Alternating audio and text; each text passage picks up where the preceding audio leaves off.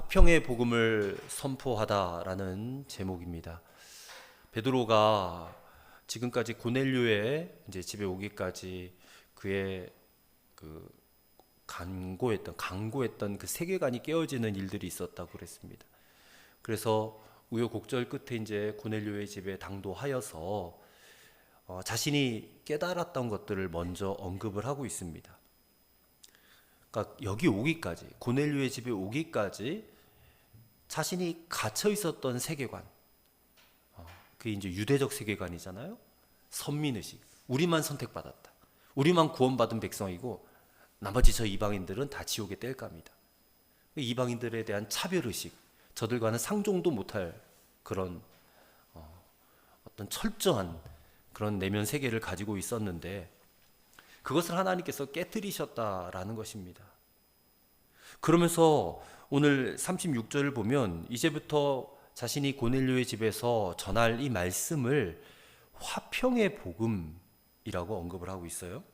그죠? 화평의 복음. 이 화평의 복음이라는 말은 베드로가 이제 이 이방인인 고넬료를 그리스도 예수 안에서 한 형제로 받아들였다라고 하는 증거가 되는 굉장히 중요한 표현입니다. 자, 이 화평의 복음을 이해하기 위해서는 에베소서 2장을 가서 살펴볼 필요가 있습니다. 여러분, 에베소서 2장을 한번 가서 보실까요?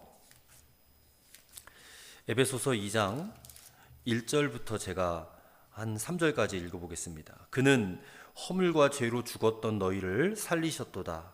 그때 너희는 그 가운데서 행하여 이 세상 풍조를 따르고 공중의 권세 잡은 자를 따랐으니 곧 지금 불순종의 아들들 가운데서 역사하는 영이라.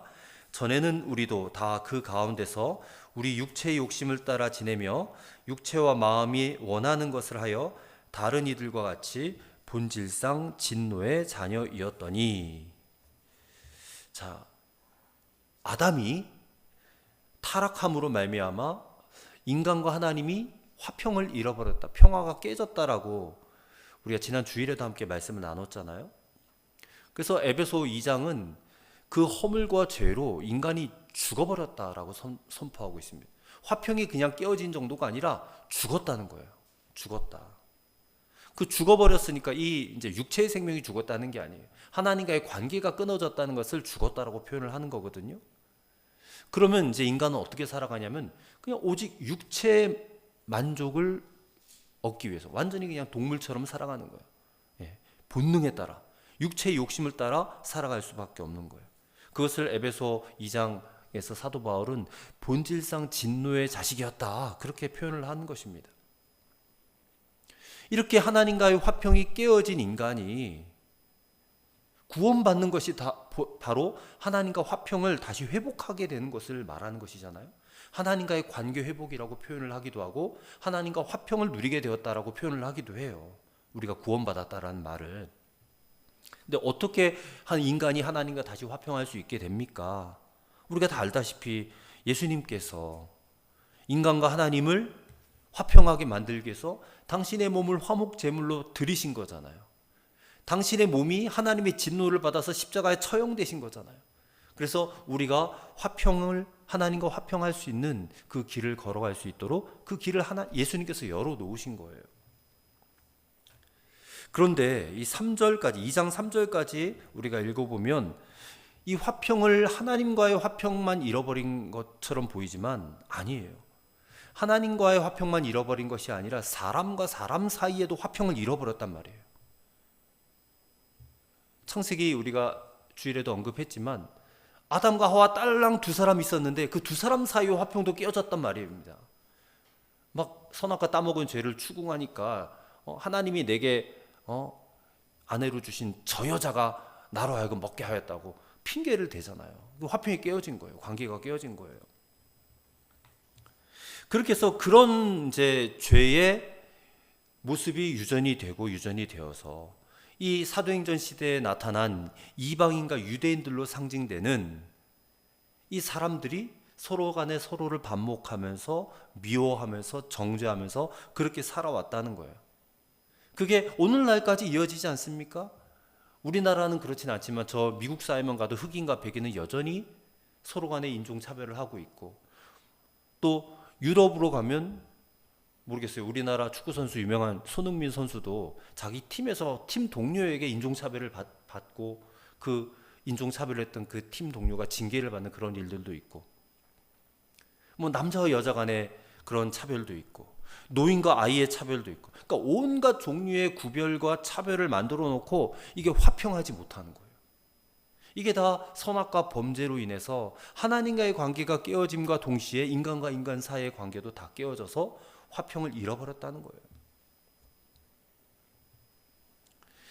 그들이 화평하지 못하는 이유는 뭐 여러 가지 이유가 있어요. 본질은 죄의 문제지만 그 화평의 문제가, 이유가 뭐 생각의 차이도 있고 이념의 차이도 있고 신앙의 차이도 있고 또 심지어는 피부색의 차이도 있고 그래요.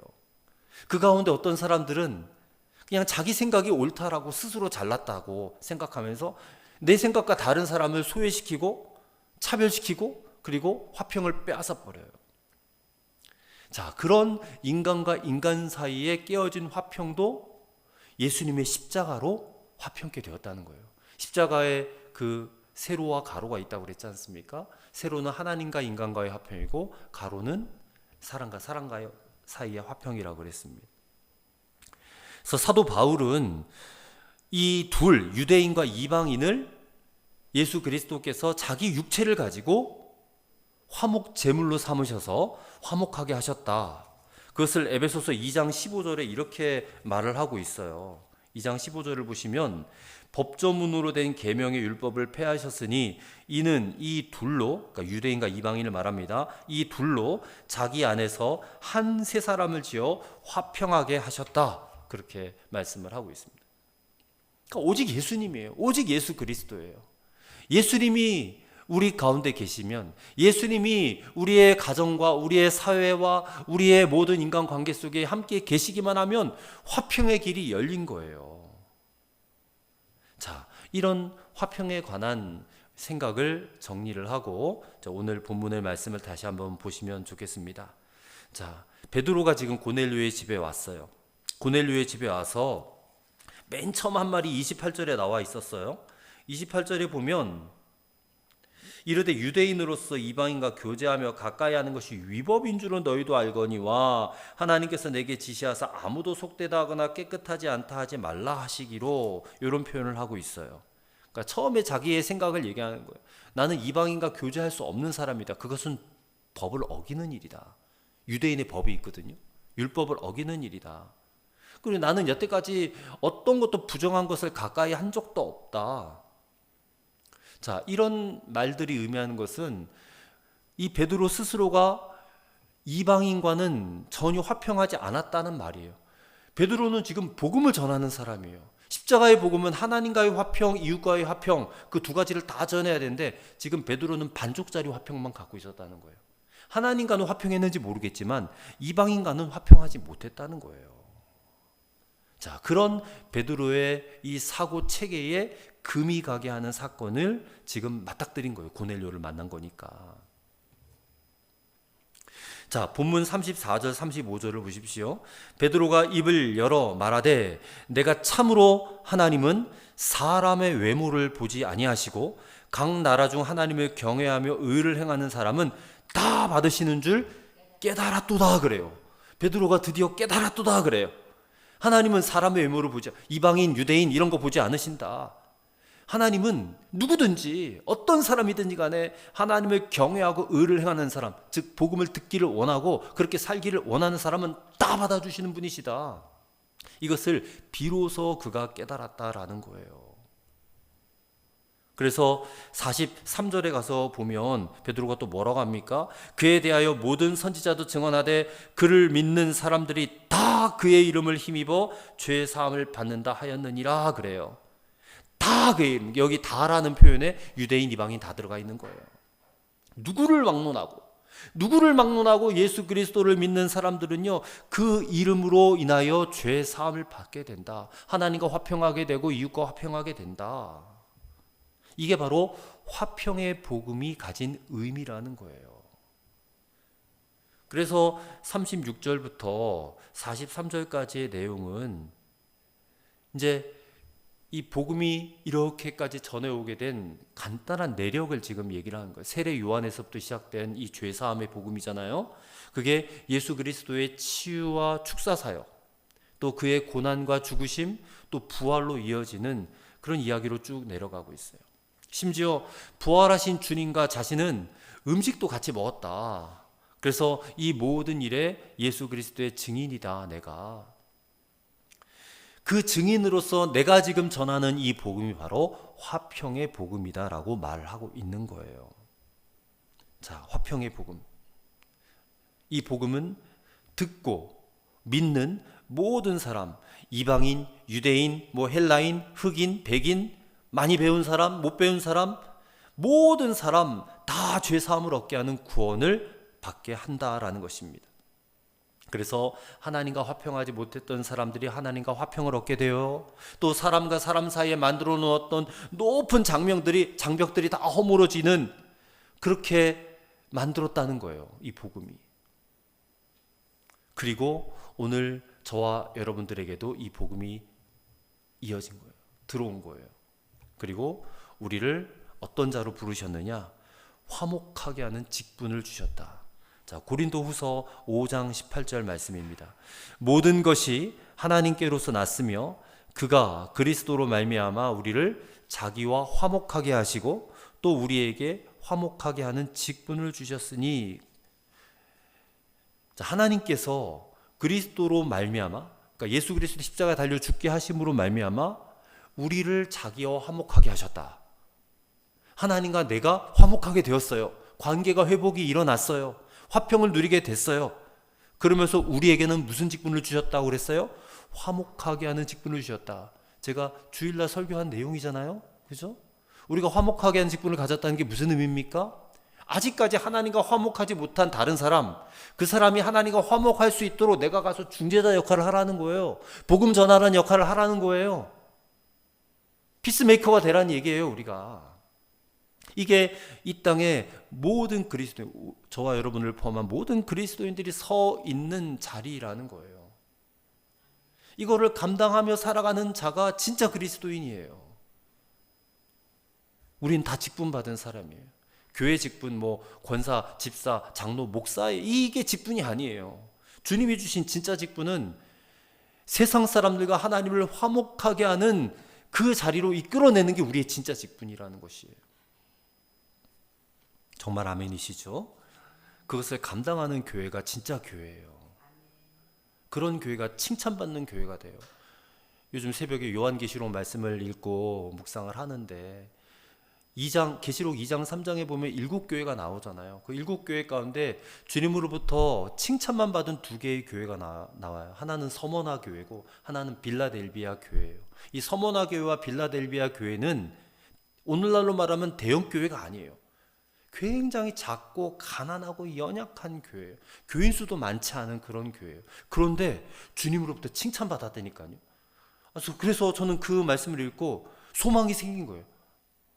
교회가 막 크다고 주님께 칭찬을 받는 것이 아니구나. 성도들이 차고 넘친다고 주님이 좋아하시는 게 아니구나. 비록 적은 수가 모였어도 그 적은 수의 성도들이, 교인들이 정말 주님 사랑하고, 그리고 이 화평의 복음을 받은 자답게 우리가 서로가 서로를 위하여 중보기도하며 사랑하며, 그리고 한 사람이라도 더 하나님과 화목할 수 있게 만드는 그 복음을 전하는 일에 충성을 다하고 있다면, 그 서머나 교회에게 주신 말씀, 우리가 다 아는 말씀이에요. 내가 죽도록 충성하라. 그리하면 생명의 면류관을 너에게 주리라.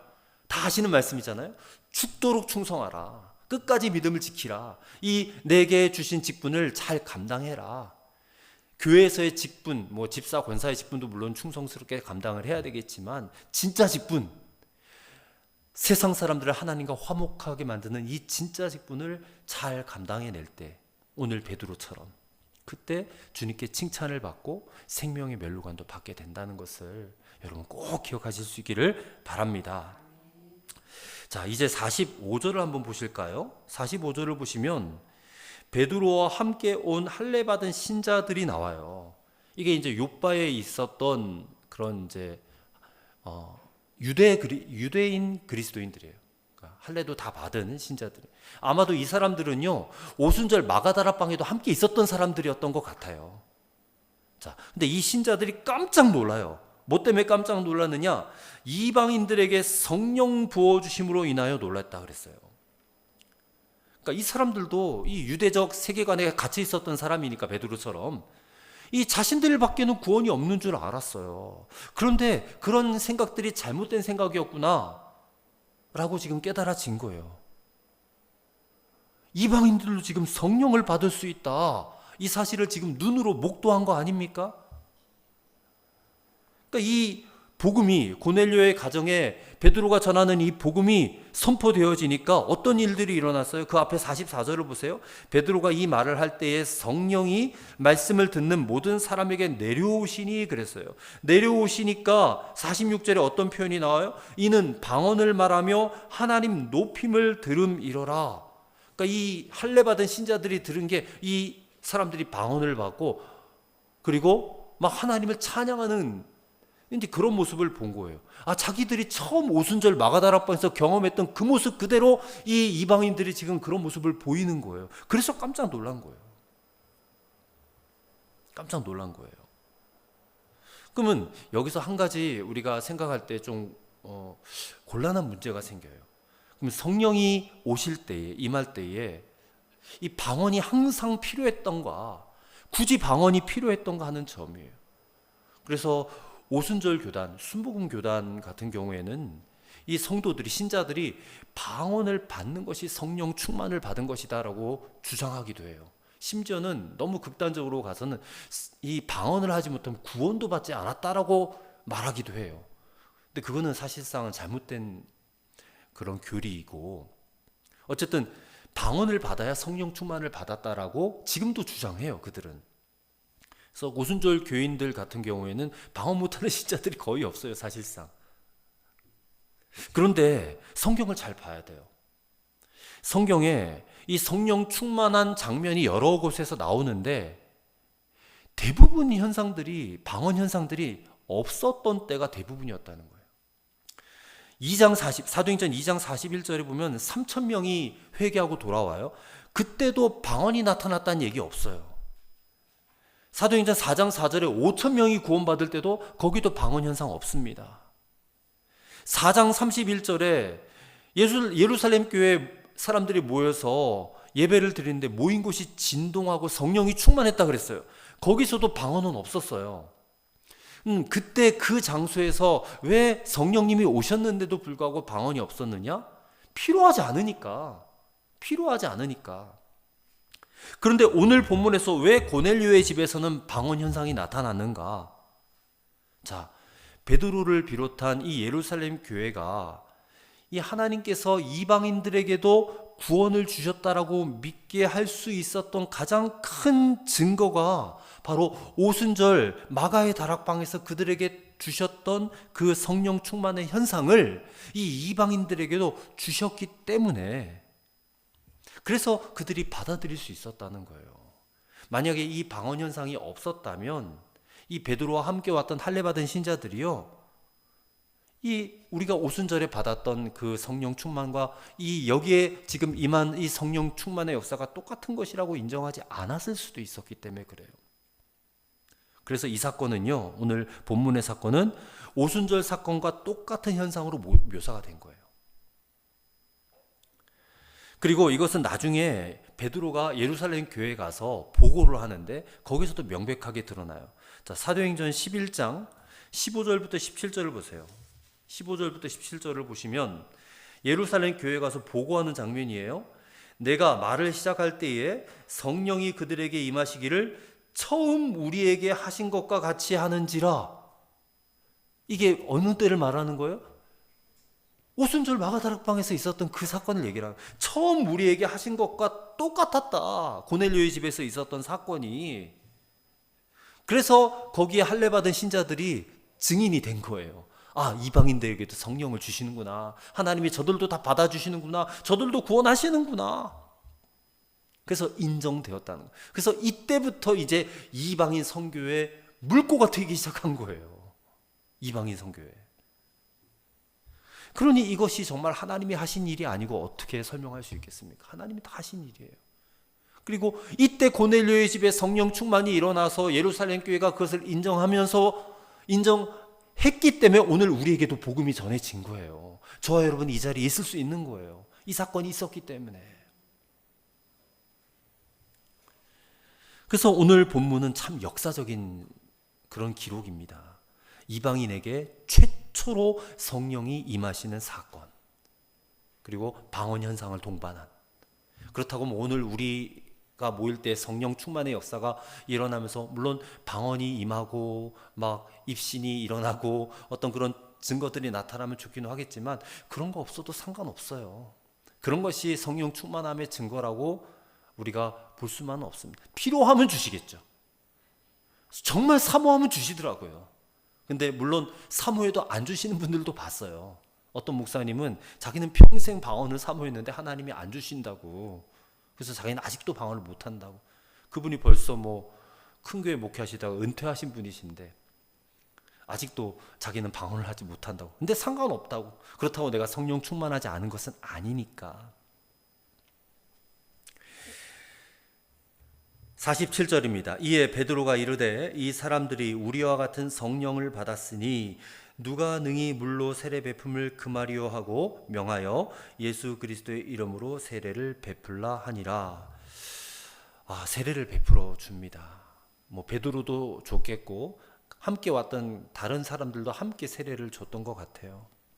그래서 또 그 집에 며칠 더 머물러서 그들과 교제함으로써 전혀 절대는 전에는 상종조차 하지 않고 말도 섞지 않았던 이방인들인데 이제는 함께 머물러 밥도 같이 먹고 잠도 같이 자고 정말 예수 안에서 한 형제 자매가 되었다는 거죠. 그걸 공식적으로 인정하게 된 것입니다. 자, 이제 이 사도행전 지금 이 9장부터 이어온 내용들을 한번 정리를 해보겠습니다. 처음에 고넬료에게 먼저 환상이 보여졌어요. 기도하던 중에 환상이 보여졌는데 사람들을 요바로 보내서 베드로를 청해라. 그 환상을 보았습니다. 근데 환상은 고넬료에게만 보여진 게 아니죠. 베드로에게도 임했죠. 하늘에서부터 보자기로 싼 이게 바구니가 내려오는데 거기에 먹지 못할 짐승들이 가득하게 들어있어요. 근데 그것을 하나님이 잡아 먹으라 그랬는데 베드로가 거절하죠. 나는 한 번도 더러운 것을 입에 댄 적이 없습니다. 그랬더니 하나님께서 뭐라고 하세요? 내가 깨끗하게 한 것을 네가 속되다고 하지 말라. 그리고 그 환상이 3번 반복이 되었다 그랬습니다. 그래서 고넬료와 베드로가 서로 다른 장소에서 말씀하신 하나님, 그 하나님의 말씀에 그들을 각자가 순종하고 그리고 자기를 부인했어요. 그렇게 해서 베드로와 고넬료가 만났습니다. 그리고 고넬료의 집안 사람들은 지금 말씀 듣기를 너무 사모하는 거예요. 그래서 베드로가 오니까 마치 하나님이 찾아오신 것처럼 그 앞에서 절하면서 그렇게 하나님 앞에 서 있다. 하나님의 말씀을 지금 듣고자 합니다. 그 사람들에게 베드로가 오늘 화평의 복음을 전했더니 그들에게 성령이 임하셔서 베드로는 아무 거리낌 없이 그들에게 세례를 베풀고 그들을 이제 교회의 일원으로 받아들임으로써 믿음 안에서 한 형제 자매가 되었다. 그게 이 본문의 내용이에요. 자, 이렇게 되기까지는 이제 베드로의 이 세계관을 바꾸는 작업이 필요했죠. 생각의 감옥에서부터 탈출시키는 작업이 필요했어요. 만약에 이 세계관이 바뀌지 않은 채 말씀을 전했다면 그 말씀이 과연 능력이 있었겠는가? 그 복음의 능력이 있었겠는가? 이 복음의 능력이 나타난다 그랬지 않습니까? 그 능력은 다이너마이트와 같은 능력이라 그랬어요. 히브리서 말씀처럼 살아있고 활력이 있어 좌우의 날선 검처럼 어떤 것도 찔러 쪼갤 수 있는 그런 복음의 능력이 되지는 못했을 거예요. 그런데 베드로의 세계관이 바뀌고 하나님은 베드로에게 화평의 복음을 말하게 하셨고 또 그 말씀을 사모하는 고넬료 집안 사람들이 다 성령 충만함을 받고 그리고 하나님의 역사가 이루어졌다. 마찬가지로 오늘 우리에게도 이 화평의 복음이 선포되어진 줄로 믿습니다. 이 복음은 어느 누구도 차별하지 않아요. 모든 그리스도인은 이 복음으로 말미암아 예수 그리스도와 하나가 되었어요. 그리고 그 안에서 우리는 다 형제 자매가 된 줄로 믿습니다. 그럼 오늘날 교회 현실을 다시 한번 생각해 보십시다. 우리 교회는 뭐 크지도 않으니까 뭐 이념의 갈등, 무슨 생각의 차이 이런 것들이 잘 드러나지 않지만 조금만 사이즈가 큰 교회만 가도 그 이념의 갈등이 왜 이렇게 강한지, 이 보수 진보 이거에 뭐 국민의힘과 민주당 이런 이야기들이 교회를 두 쪼가리 내는 그런 교회들이 많습니다. 또 한국인이라면 어쩔 수 없이 이 문화적으로 관습적으로 이게 체득되어진 미신 종교의 잔재들도 이 마음 깊숙한 곳에 남아 있어요. 그래서 어떤 권사님 집사님들이 뭐 이사 한번 하더라도요, 이 태기를 받아가지고 이사를 하는 분들도 봤고요. 뭐 자녀들 시집장가 보내는 일에도 꼭 가서 이렇게 물어본다는 거예요. 좋은 날을 받아와가지고 이 날을 꼭 결혼시켜야 얘네들이 잘 산다 해가지고 이 마음 깊숙한 곳에 있어요. 나는 그리스도인이 됐음에도 불구하고 여전히 그런 미신의 잔재들, 습성들이 남아 있어가지고 그 틀을 벗어나지 못한다니까요. 제가 지지난주도 언급했듯이 우리 빨간 펜으로 이름 못 쓰잖아요. 아직까지 빨간 펜으로 이름 쓰면 죽는다 그렇게 생각하고 이름 못 써요. 아직까지. 또 교회 안에서 어떤 그런 우리가 다 직분들이 있잖아요.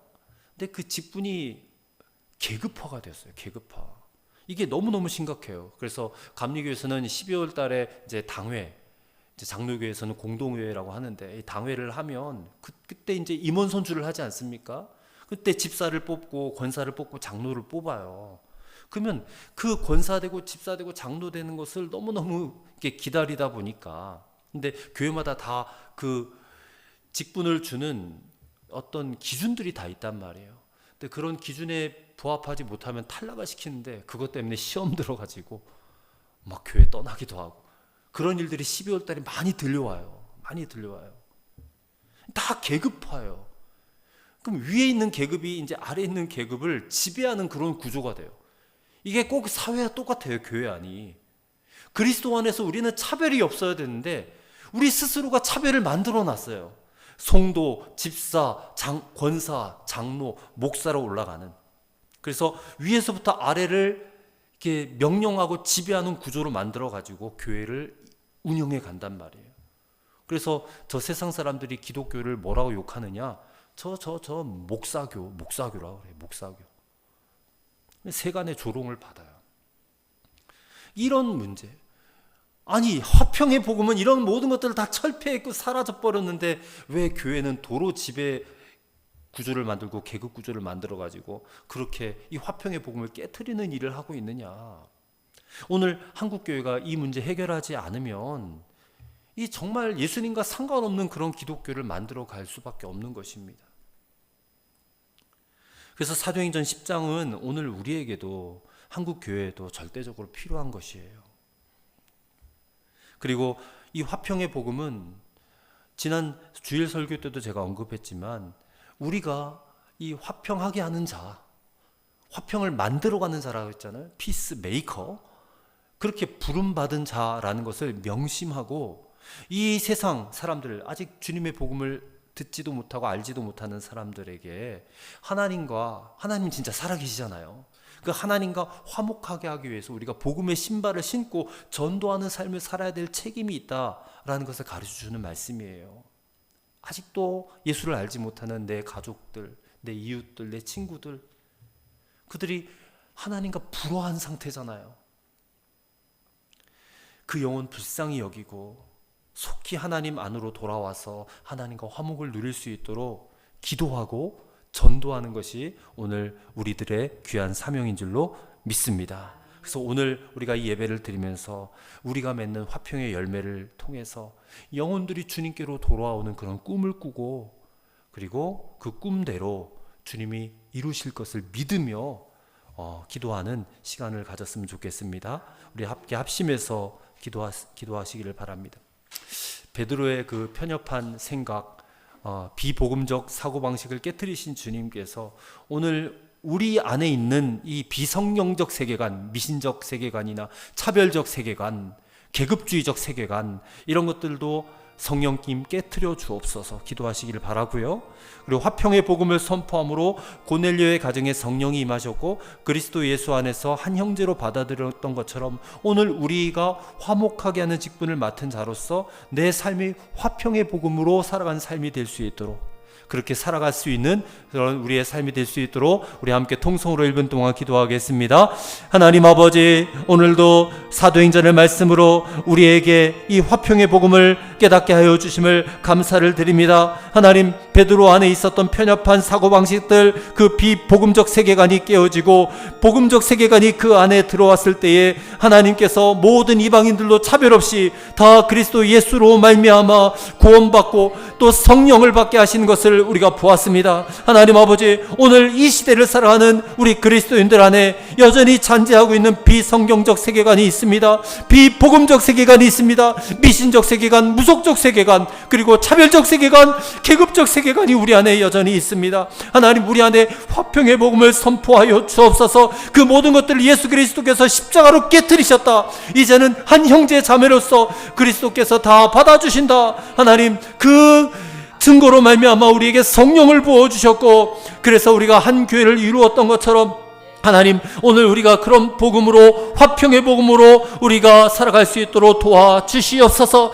우리가 진심으로 화목하게 하는 직분 받았음을 깨닫게 원합니다. 그리하여 내 삶이 화평의 복음을 전파하는 그런 삶이 되어지기를 원합니다. 세상 사람들, 아직도 하나님을 알지 못하고 하나님과 화목하지 못한 수많은 세상 사람들을 하나님과 화목하게 만드는 전도자의 사명, 피스메이커의 사명을 감당하며 살아가는 저희들의 인생 삶이 될 수 있게 하여 주옵소서. 우리가 꿈을 꿉니다.